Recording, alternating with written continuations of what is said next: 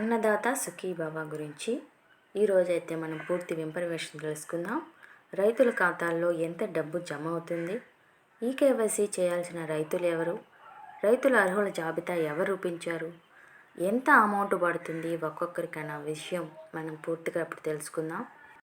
ఈ నెల 20 తేదీలోగా అనగా జూన్ 20 తేదీలోగా అందరూ రైతులు కూడా ఈకేవైసీ పూర్తి చేయాలని గవర్నమెంట్ చెప్పింది.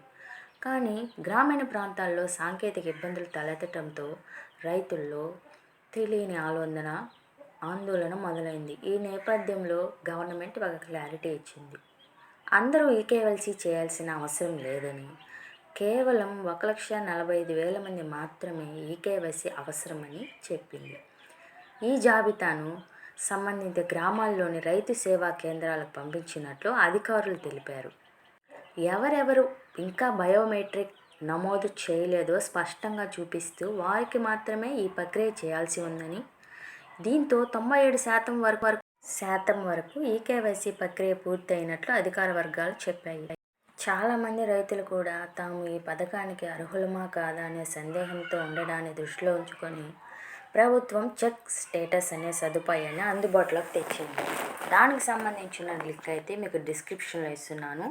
మీరు దాని మీద చెక్ స్టేటస్ అనే ఆప్షన్ మీద క్లిక్ చేసి ఆధార్ నెంబర్ని ఎంటర్ చేసి అందులో చూపిన క్యాప్చాని ఎంటర్ చేస్తే ఆ యొక్క రైతు పేరు ఎలిజిబుల్ లిస్ట్లో ఉందో లేదో కూడా మీకు చూపిస్తుందండి. మీకు లింక్ అయితే డిస్క్రిప్షన్లో ఇస్తున్నాను, మీరు చూడొచ్చు.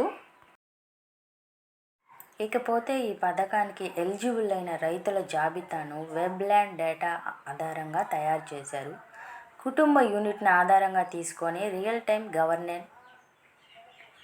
టైం గవర్నెన్స్ సిస్టమ్ ద్వారా వారు అర్హులుగా తేలిన వారిగా ఎంపిక చేశారు. మొత్తం 6 దశల్లో అయితే వేరు ప్రమాణాలను పరిశీలించి ఈ జాబితా రూపొందించారండి. ఇక అసలు ఈ పథకం కింద రైతులకు ఎన్ని నిధులు వస్తాయనే అంశం పైకి వస్తే, ప్రతి సంవత్సరం కూడా 20,000 గవర్నమెంట్ అందిస్తుంది. ఇందులో మన రాష్ట్ర ప్రభుత్వం నుంచి 14,000, కేంద్రం నుంచి 6,000 వస్తాయి. ఈ మొత్తాన్ని అయితే 3 విధులుగా జమ చేస్తున్నారు.